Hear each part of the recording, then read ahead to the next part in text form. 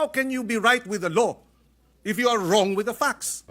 And if you are not right with the law, why will the impeachment court and the Senate for that matter decide on the matter today? Why not wait for the motion for reconsideration? Siguro naman, hindi natin binabangga ang Supreme Court. Kaya nga ang paghahanilin tulad ko na nga, parang nagsaing ng kanin, talagang hilaw po eh. Bakit ipipilit natin?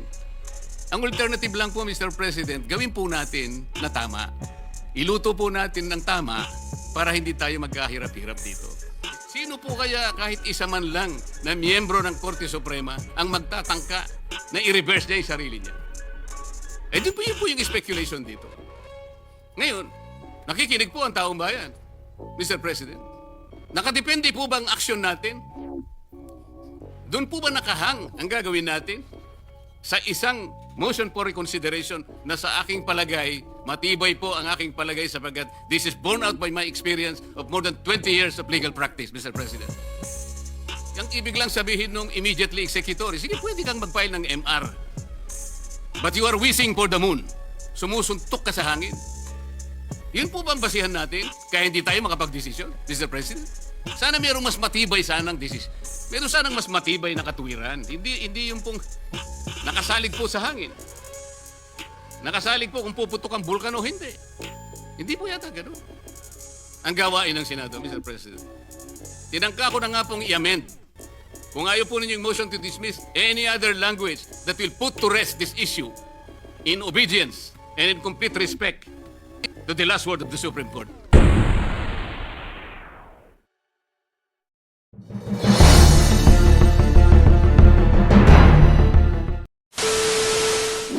May I move that we recognize the next interpellator, the gentleman from Pampanga, Senator Kiko Pangilinan. Yes, So, Mr. President. Senator Pangilinan is recognized and may proceed to the gentleman. Sorry, sir. Yes, Mr. President. Yes, Mr. President, this is not an interpellation, but with the permission of the gentleman from Tarlac, we will just make a manifestation. The gentleman may proceed. Thank you, Mr. President. Mr. President, marahil marami ang nagtataka o nagtatanong ano nga ba ang pinakapunot dulo o debate na pinag-uusapan dito sa Senado. Tatlong probisyon ng saligang batas. Tatlong kapangyarihan ng tatlong sangay o tatlong governmental entities. Yung kapangyarihan ng judicial review ng Korte Suprema, yung sole power ng House of Representatives to initiate impeachment proceedings, at yung sole power ng Senate bilang impeachment court para litisin at pagpasahan ang isang impeachment case. Narito tayo ngayon, nagdedebate dahil yung judicial review power ng Supreme Court ay pinawalang bisa ang sole power ng House of Representatives para ito ay mag-initiate ng impeachment proceeding, at pinawalang bisa rin ang kapangyarihan ng Senado bilang having the sole power to try and decide impeachment cases. Dahil dito, saan tayo tutuloy? Merong na ring mga ruling ang Korte Suprema kung paano natin iha-harmonize o ihahambing ang mga nagtatalong probisyon ng saligang batas. Sinabi ng Korte Suprema sa kaso ng Civil Liberties Union versus the Executive Secretary, pati na rin sa Francisco case versus HOR, the Constitution is to be interpreted as a whole, and one section is not to be allowed to defeat another. In this case, judicial review should not be defeated. The sole power of the House to initiate should not be defeated. And the sole power of the Senate to try and decide cases. All mandates, all duties, all constitutional powers that do not belong to us, that was given to us, not by any whim, but by the Constitution. All of whom here sworn to uphold and defend. Kaya, ano ang way forward? Sabi nga, may mga minungkahi, si Justice Ascuna, hayaan sa MR, payagan sa motion for reconsideration, payagan na magkaroon ng operative facts doctrine para yung anuman ang pinagpasya ng Korte Suprema sa kasong ito should apply prospectively, number one. Pangalawa ay sa pamamagitan ng MR pa rin ay mabigyan ang House of Representatives na maituloy ang kanyang kapangyarihan to initiate, and at the same time, mabigyan ang kapangyarihan ng Senado to try and decide the case. Kaya habang naririyan ang MR, baka sakali, at nangyari na nga, na the Supreme Court has reversed itself, even in a unanimous decision. But even assuming it does not reverse itself in this case, the Supreme Court may modify its ruling. And therefore, if it modifies the ruling, assuming that it modifies but does not reverse itself, should we not await the resolution of the motion for reconsideration before we vote? Today, we hold it in abeyance or we table it. Mr. President, if I may add, the SC, the Supreme Court, hindi niya binanggit niya nawalan ng jurisdiction ang Senate Impeachment Court. Pero ang ibig sabihin nun ay pinawalang bisa, ginawang void ab initio ang mga kilos at pasya ng Impeachment Court. The convening of the Impeachment Court was voided. The majority decision to remand the complaint to the HOR was voided. The summons by the Impeachment Court were all voided. Which brings us to the question, who now is deciding the impeachment case? Now that all the decisions of the Impeachment Court have been voided. It's a tricky question, Mr. President. But if I were to be an impeachment court judge, I would argue that we have to, in the MR, in the motion for reconsideration, intervene and uphold the impeachment court's exclusive power to try and decide the case. Why? Because it is the constitutional duty to do so. It is the order of the Constitution. We are not defying the judicial review powers. We are upholding the sole power of the Senate to try and decide impeachment cases. But, having said that, sabi nga, it is our view, and this is shared precisely by former Supreme Court Chief Justice Panganiban, former Chief Justice Puno, former Constitutional Commissioner and Justice Ascuna. They have seen, or they have read their decision, and they too have said that the Supreme Court erred on a matter of facts. And if the Supreme Court erred on a matter of facts, how can you be right with the law if you are wrong with the facts? And if you are not right with the law, why will the impeachment court and the Senate, for that matter, decide on the matter today? Why not wait for the motion for reconsideration?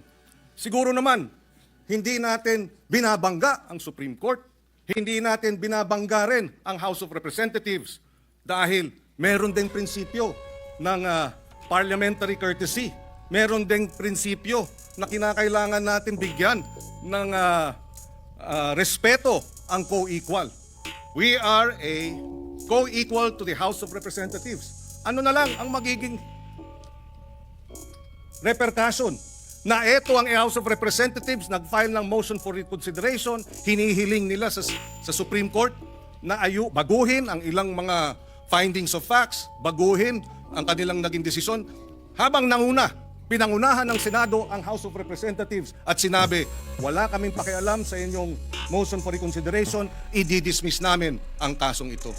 I think, out of courtesy for a co-equal, we should respect the House of Representatives. In the same way, if the Senate would, at a future time, file a case before the Supreme Court and seeks a motion for reconsideration in a matter that involves the House, we would like to think that the House will not act to have the case dismissed pending the MR out of respect for a co-equal. Sana, pag-aralan natin ng husto ang pagpasya ngayong hapon.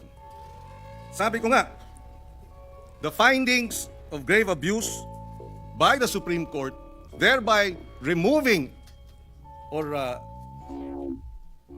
taking away from us the jurisdiction, na wala tayong jurisdiction, that jurisdiction was not acquired on the basis of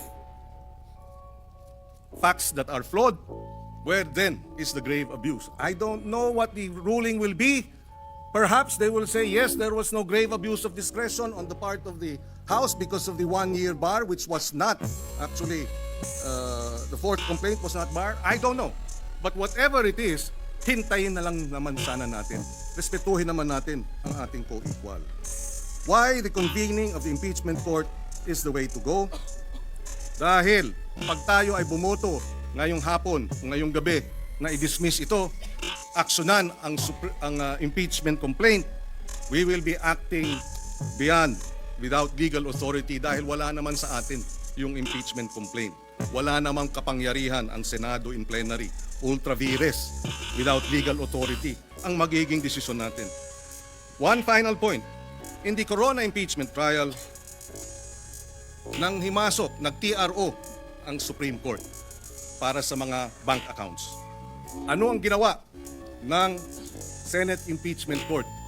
Bumoto 13-10 para respetuhin ang Korte Suprema. I did not vote in favor of the TRO or respecting the TRO. But the Senate, as an impeachment court, voted and we respected it. Because it was the Senate Impeachment Court that decided. It was not the Senate. It was the Senate Impeachment Court that, seeing perhaps that we needed to harmonize the power of judicial review, the power of the Senate as an impeachment court, to have the sole power rather to try and decide cases, seeing that the Senate Impeachment Court decided to harmonize the conflicting provisions of the Constitution. I think we should, as a Senate Impeachment Court, do the same. Kung ipagbobotohan na respetuhin ng Korte Suprema para walang constitutional crisis, so be it. But it ought to be the Senate Impeachment Court that asserts its sole power to try and decide impeachment cases. Yun na lamang po, and I associate myself with the motion of the minority leader that we lay on the table the matter of the impeachment case and action. Just a point of information, for the record and for the information of the body. Chair confirms the manifestation earlier of Senator Cayetano with respect to Section 4, Rule 39 of the Rules of Court that says that decisions of the court are not immediately executory unless the decision says so.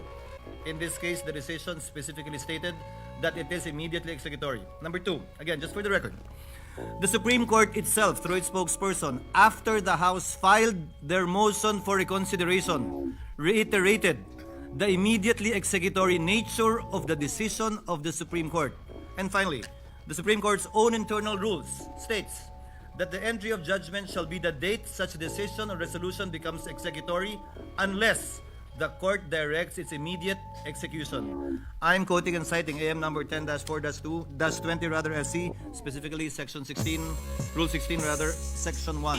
So there are conflicting authorities with respect to the opinions raised by the various members. Senator Marcoleta, what is your pleasure?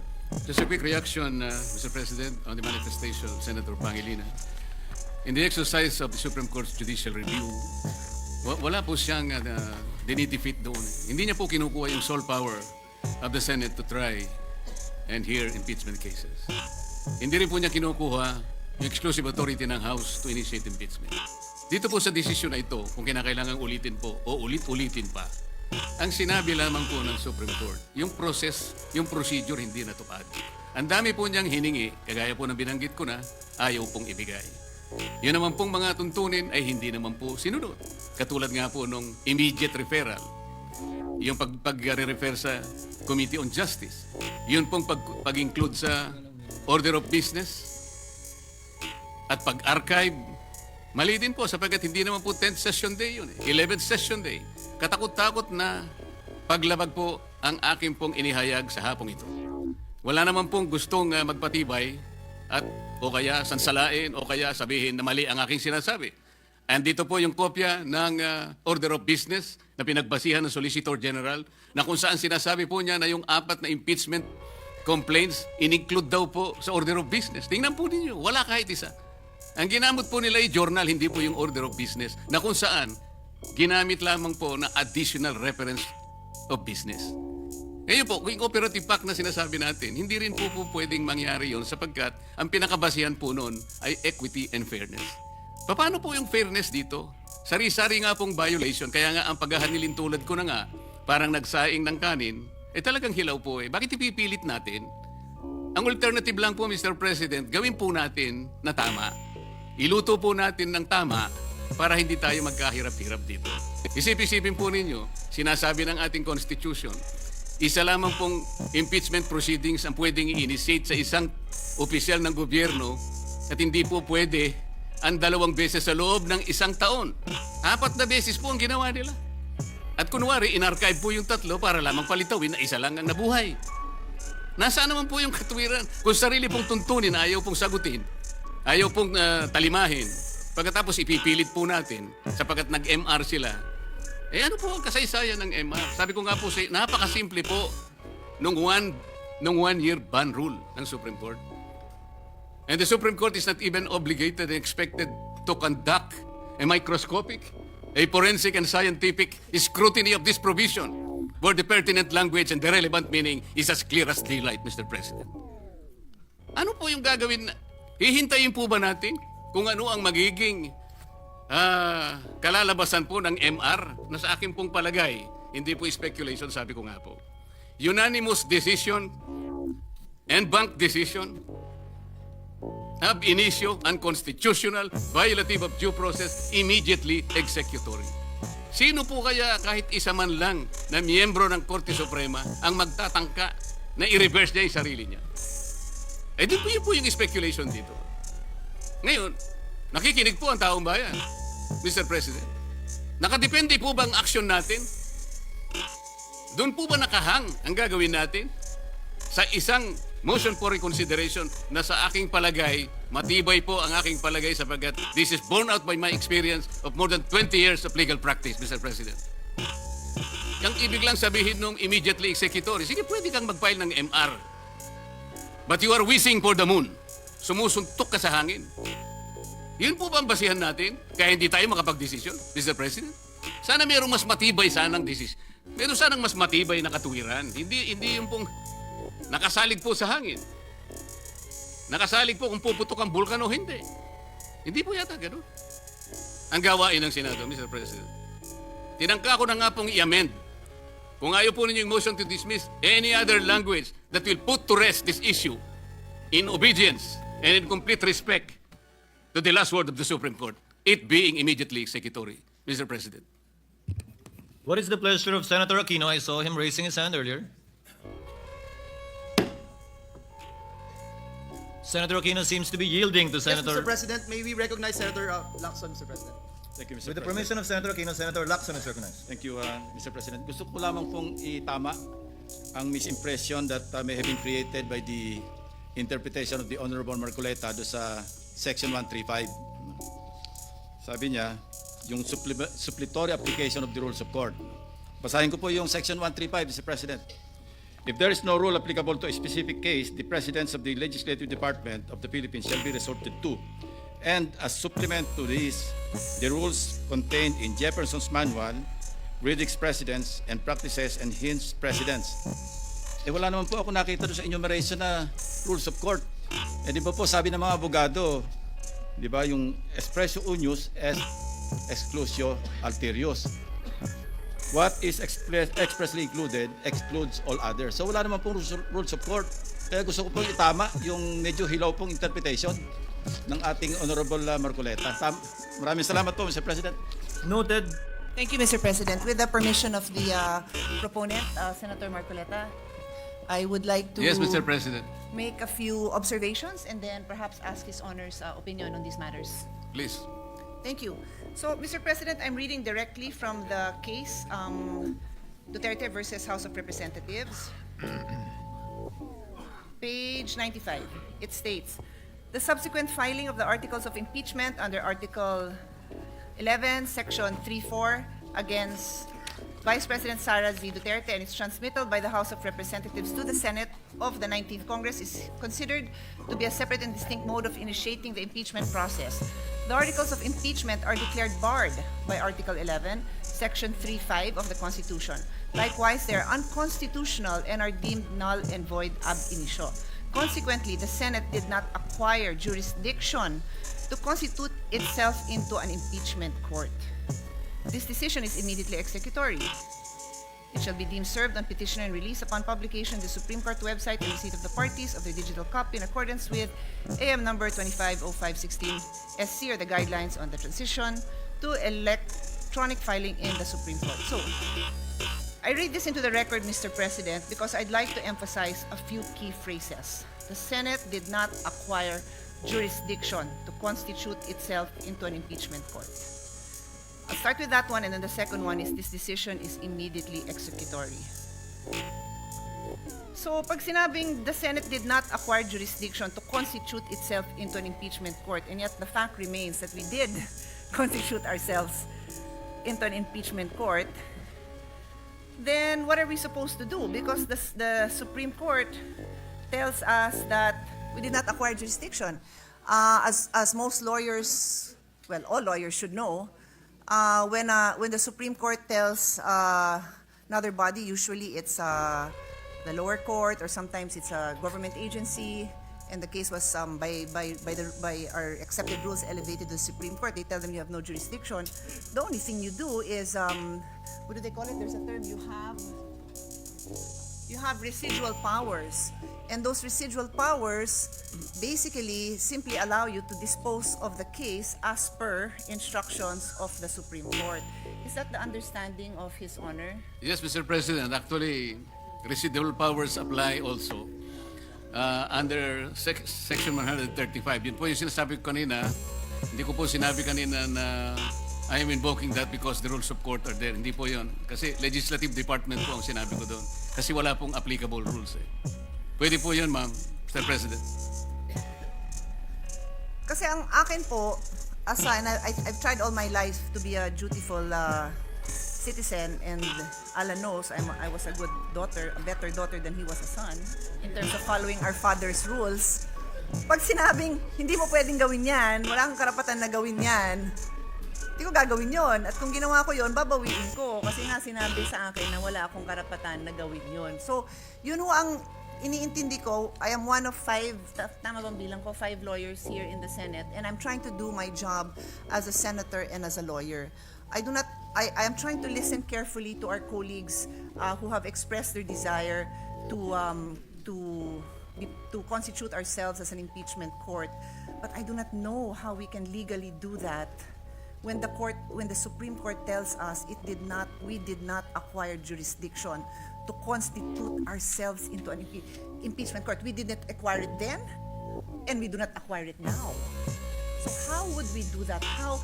And those of you who've worked with me know how hard I work to find a solution. I bend over backwards, I listen, I redraft everything para masaya tayong lahat. And of course, within the bounds of the law. How do we do that? How? Mr. President, I think the good senator already provided the answer.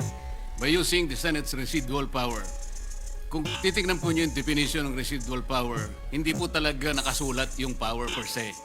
Ngunit inherent sa opisina yon, kaya tinawag pong residual power. Nung sabihin po ng Korte Suprema, this is immediately executory, wala pong ibang departamento, walang ibang opisina ang tinitingnan niya kundi tayo lamang. Kung hindi tayo gagalaw, wala pong iba na gagalaw. At mananatili pong nakahang ang isyong ito, Mr. President.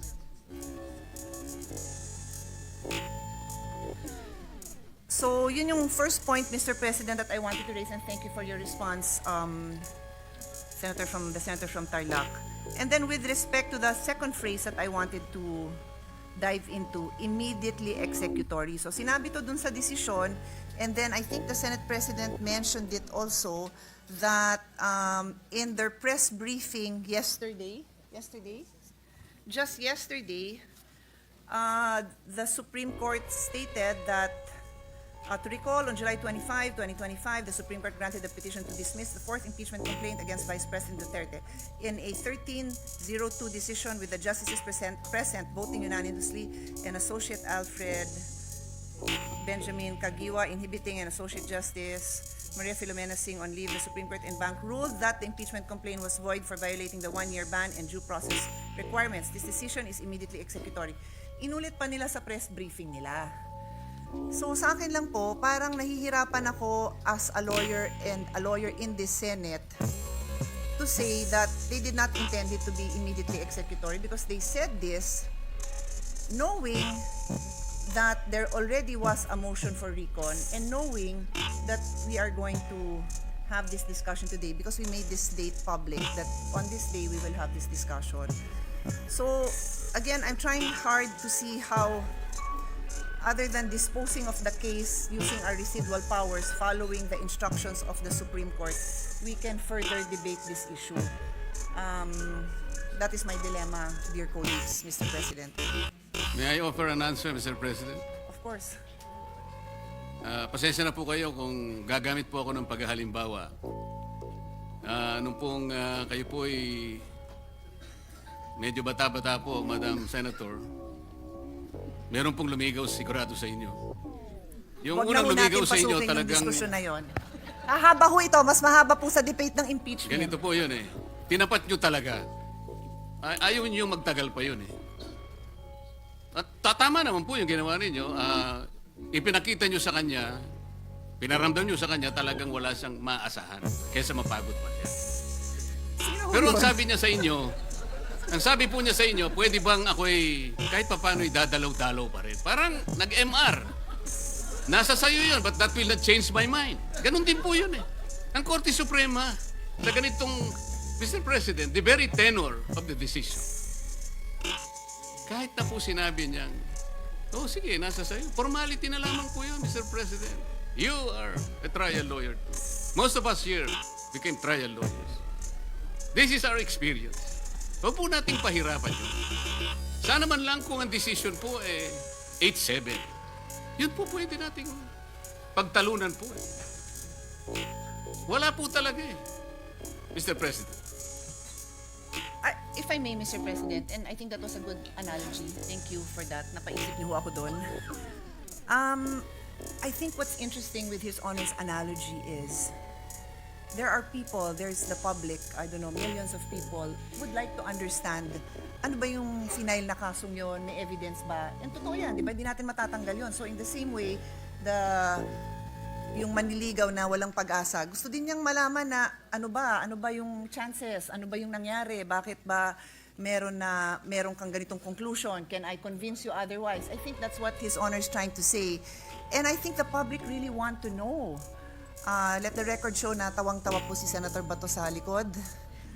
And we really want to know, sino ba namang may ayaw malaman kung merong isang public official na naakusahan ng katiwalian?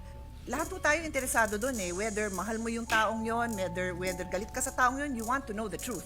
Kasi kung naniniwala ka na innocent yung taong yon, gusto mong mapatunayan niya na innocent siya. At kung galit ka sa taong yon, gusto mong mapatunayan na guilty siya, di ba? But meron tayong kinikilalang Supreme Court na nagsasabing hindi nga dumaan sa tamang proseso. So kumbaga siguro sa example nyo, baka hindi dumaan sa tatay ko, hindi nagpaalam ng maayos. Di wala naman akong choice kundi sabihin na wala kang pag-asa. Baka naman may pag-asa, pero I have to follow the rules of my father's house na hindi dumaan sa tamang proseso. So doon ho tayo babalik, and as a lawyer, I have to say this na yun nga, we are governed by laws.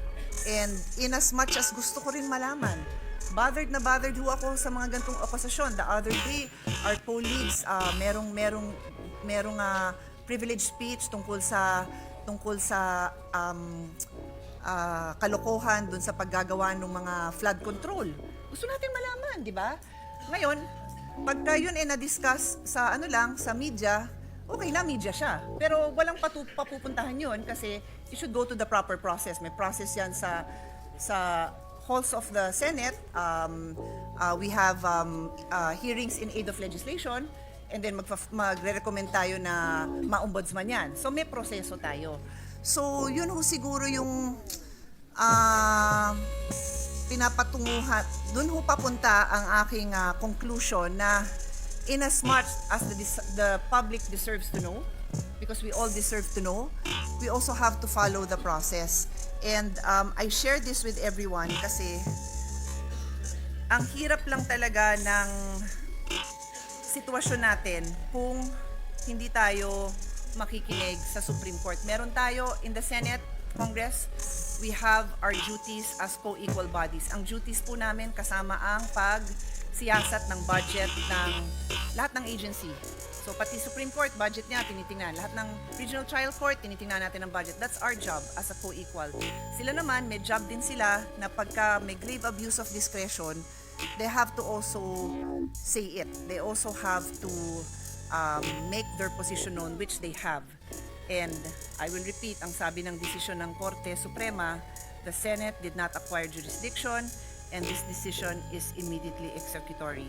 So, I'm happy to listen. I don't know kung may magsasalita pa, pero I shared my views on this in the hope na marinig ko din yung views ng proponent. Nakikinig po ako sa mga kasamahan natin para ma-enlighten din po ako. But I'm guided also by my practice as a lawyer and my duty as a lawyer to also, I can disagree with the court. Wala tayong problema doon. We know that we have that personal right to disagree with the court, but we also have to, in the end, follow the court's orders whether we agree with them or not. Very quickly. Thank you, Mr. President.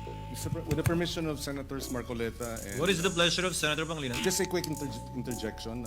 The gentleman may proceed. Maybe to add to either the enlightenment or additional bewilderment of Senator Pia Cayetano. Yes, the Supreme Court ruled that we did not have jurisdiction. Yes, the Supreme Court ruled that it is immediately executory, but it makes you wonder why the Supreme Court did not issue a writ of injunction. So, Did not, sorry, I didn't hear that. It makes did you not wonder issue- why. Did not enjoin us, did not issue a writ. It could have, but it did not. So, yeah, your guess is as good as mine, because if they really wanted us to end this, then why didn't they enjoin us? Just to add to the bewilderment and the enlightenment, what is there to enjoin when we never acquired jurisdiction according to them? What is the pleasure of the Honorable Ontiveros? Thank you, Mr. President. Dalawang dagdag na punto lang para sa diskusyon natin.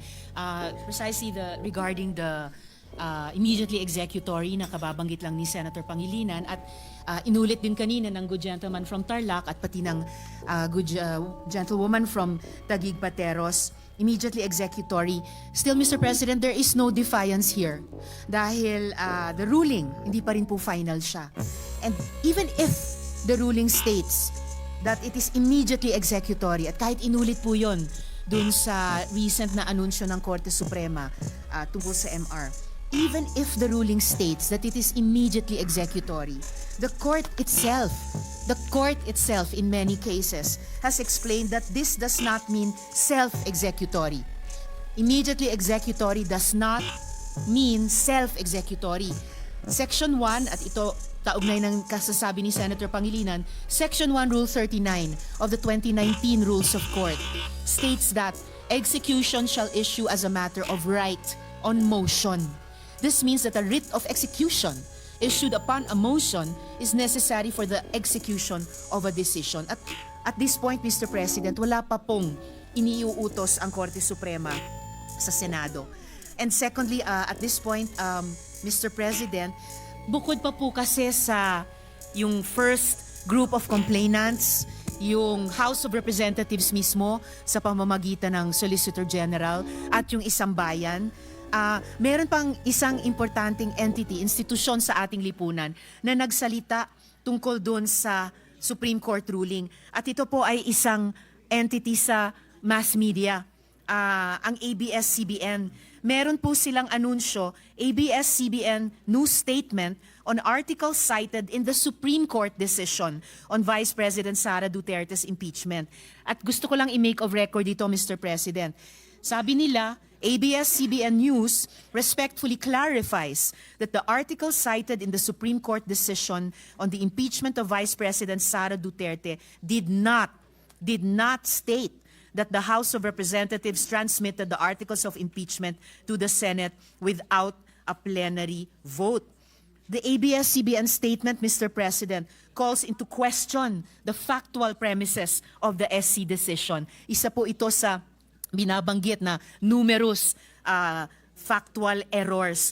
If the very factual premises were wrong, the legal conclusion cannot be relied upon. With due respect, salamat po, Mr. President.